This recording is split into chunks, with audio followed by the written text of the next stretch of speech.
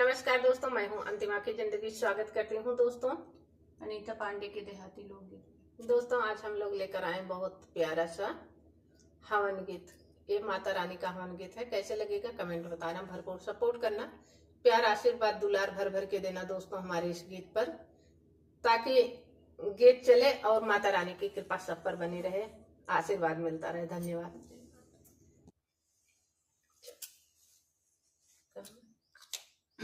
निमिया के पेड़ बड़ा भारी, हवन होई हमारी दुआरी।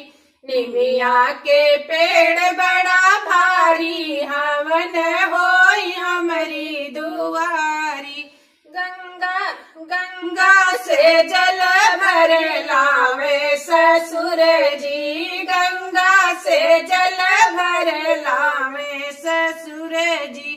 कलसा भरई बारी बारी, हवन होई हमारी दुआरी। कलसा भरई बारी बारी, हवन होई हमारी दुआरी।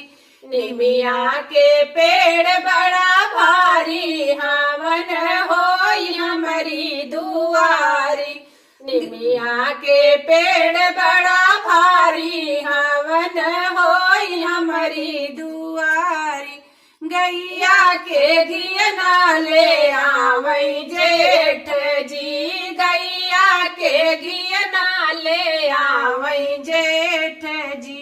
करई उजियार दिया बारी, हवन होई हमारी दुआरी। करई उजियार दिया बारी, हवन होई हमारी दुआरी। निमिया के पेड़ बड़ा भारी, हवन होई हमारी दुआरी। लाली चुनरिया ले आवई देवर जी, लाली चुनरिया ले आवई देवर जी। चुनरी ओढ़ावई बारी बारी, हवन होई हमारी दुआरी। चुनरी ओढ़ावई बारी बारी, हवन होई हमारी दुआरी। निमिया के पेड़ बड़ा भारी, हवन होई हमारी दुआरी। निमिया के पेड़ बड़ा भारी, हवन होई हमारी दुआरी। अड़उल के फूलवा ले आवई सजन जी, अड़उल के फूलवा ले आवई सजन जी। फूलवा चढ़ावई बारी बारी, हवन होई हमारी दुआरी। फूलवा चढ़ावई बारी बारी, हवन होई हमारी दुआरी। निमिया के पेड़ बड़ा भारी, हवन होई हमारी दुआरी। निमिया के पेड़ बड़ा भारी, हवन होई हमारी दुआरी।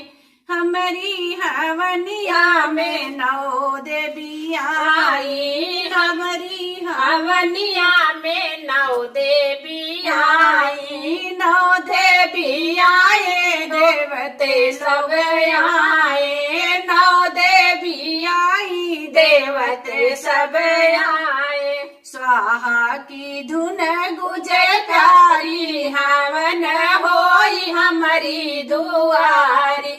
स्वाहा की धुन गुजे प्यारी, हवन होई हमारी दुआरी।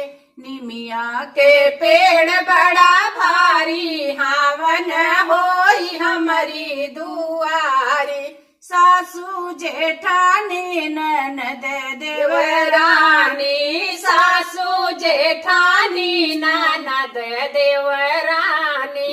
ननद देवरानी हो गौआ के नारी, ननद देवरानी हो गौआ की नारी। आरती उतारई बारी बारी, हवन होई हमारी दुआरी।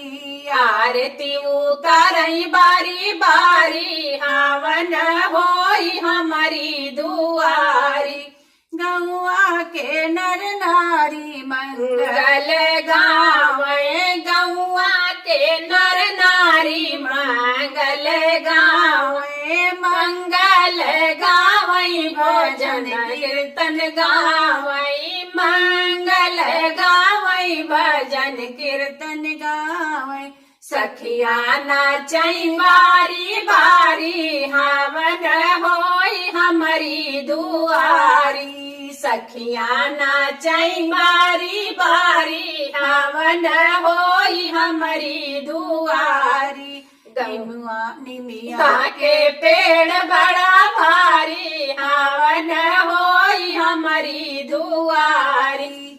धन्यवाद दोस्तों। गीत कैसे लगा कमेंट बताना, भरपूर सपोर्ट करना, प्यार आशीर्वाद दुलार भर भर के देना दोस्तों। जय माता दी। जय माता दी दोस्तों।